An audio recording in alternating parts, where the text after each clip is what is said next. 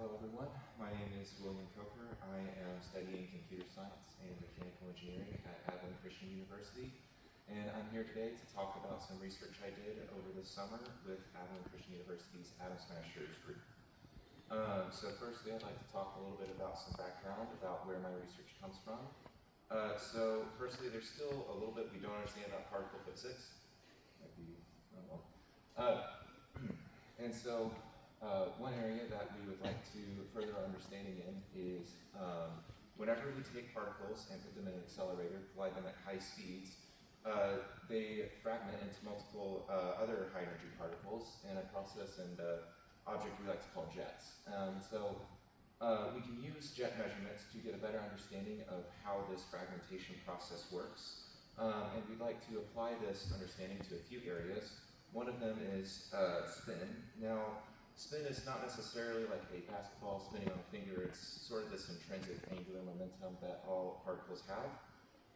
And we can use jets and a better understanding of fragmentation to better measure spin, especially in areas where we have composite particles like protons, where maybe the total spin of it is not fully understood. But in order to get a better understanding of all of this, we need lots of data to analyze, which then leads me to detectors.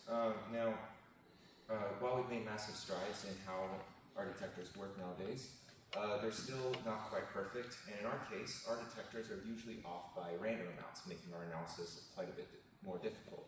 But using statistics and lots of data, we can predict what the true distribution is given well enough measurements.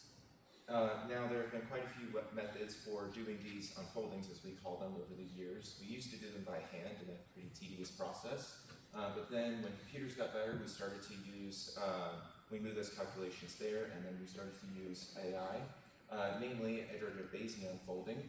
But these methods have their issues as well. Mainly iterative Bayesian unfolding requires bin to outputs, so if we wanted to change the range or resolution, we would need to completely redo the calculation. Additionally, if older matrix methods are more sensitive to noise and will sometimes decay. So researchers got together in 2020 and began working on a new method called Omnifold, which allows us to do unfoldings across multiple dimensions and do it event by event instead of per bins. Now, there's a few things you need to understand about Omnifold. The first step is understanding that our simulations have come a long way. Using modern ones, we can even go as far as to simulate detector skew. So, using simulations, we can generate two data sets. We can have our synthetic data, which is our simulations representation of detector skew, and then we get our synthetic truth, which is what the simulated particles actually did. And then finally, we have our third data set, which is our natural data, or what we measure in real life.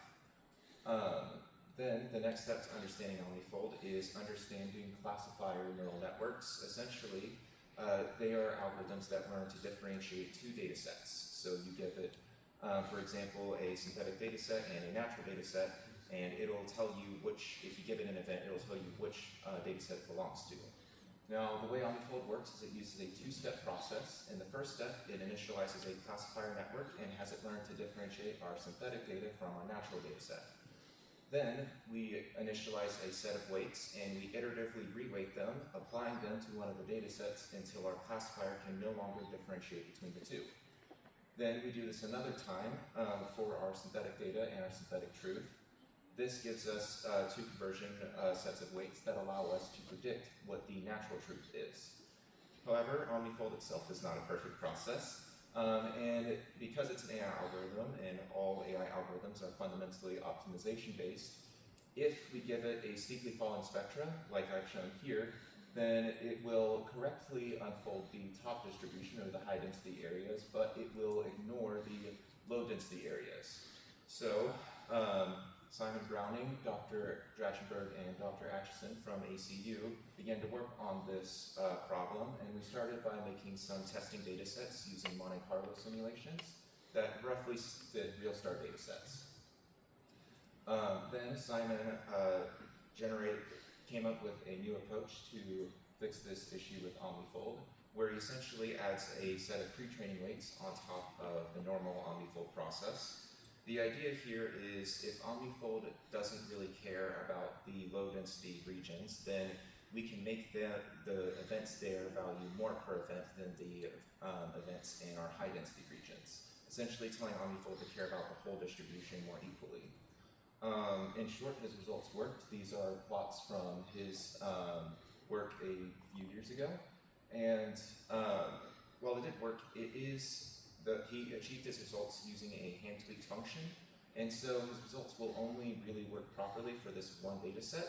So me and Dr. Atchison worked this summer on a new rewriting method, or at least an extension of his method. And it has a couple parts to it.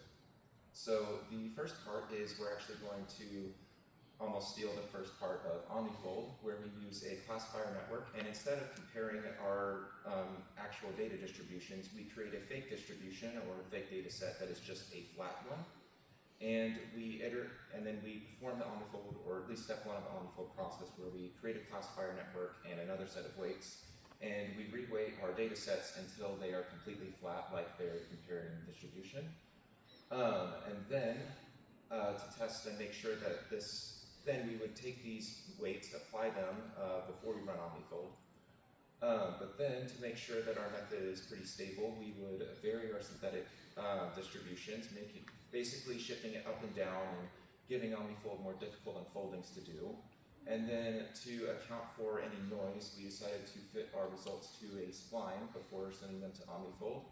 And finally, we would run it 10 times just to make sure that we were accounting for the stochastic nature of AI.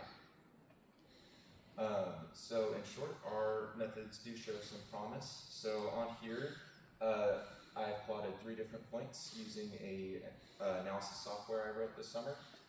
So we have 3 points here. We have our unweighted or just vanilla Omnifold results.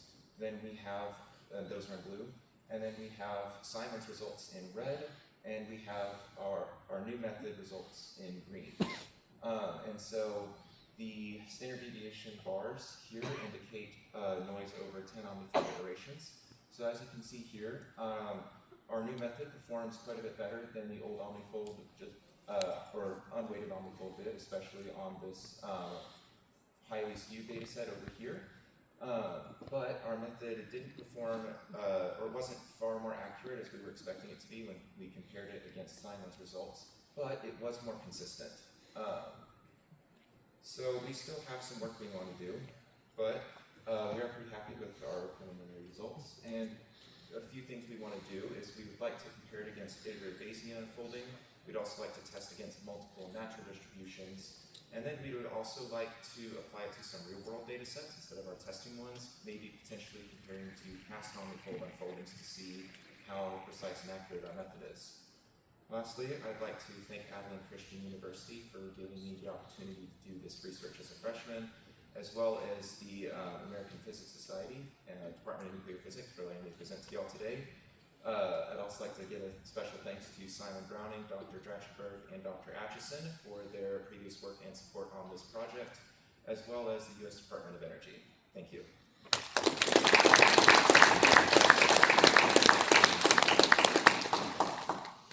Thanks, William. That was nice to see. Questions we already have one.